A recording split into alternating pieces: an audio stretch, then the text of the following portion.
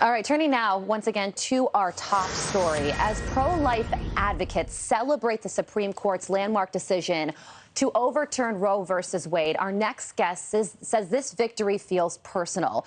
Republican Congresswoman Cammack says doctors told her own mother she would not survive giving birth due to complications after a stroke. But her mom refused to get an abortion and saved Kat's life. Joining us now, Congresswoman Cammack. Congresswoman, what an amazing story. I had no idea about this personal element to your story, and it was amazing to see that picture of you as a little girl. Tell us more about this, your story, and what this moment feels like for you. Well, good morning and happy Saturday. And yes, this is an incredible moment for the pro-life world and for all the advocates who have worked so hard for this moment. And of course, this, as you said, is personal to me. When my mom was 27 years old, she had a stroke several days before giving birth to my sister. And it was then that the doctors told her, after a year of learning how to walk again, regaining motor functions, that she would never be able to have children again safely because it would probably cost her her own life and the life of her child. So when she found herself pregnant with me many years later, she was alone, she was scared, and doctors left, right, and center were telling her to abort me. Even my own grandparents, for fear of her life, asked her, "Do you want to die?" So you can imagine how scary that moment must have been for a single mom. But she made the courageous decision. She rejected abortion and was able to deliver a healthy baby girl. And I'm here today, the youngest Republican woman in the country, in Congress, because of my mom's brave decision and her advocacy for life. That is amazing. And that's why these pro-life centers are so important, because it would give somebody like your mom an option, and it would provide them support. So it's so sad to see them being vandalized across the country. In Florida, Governor Ron DeSantis said that he wants to do more to protect the pro-life movement. What would you like to see done in terms of Florida law?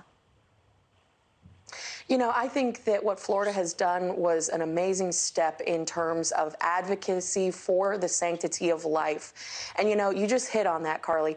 We saw back in the day not a lot of resources for life, not a lot of efforts for adoption or fostering.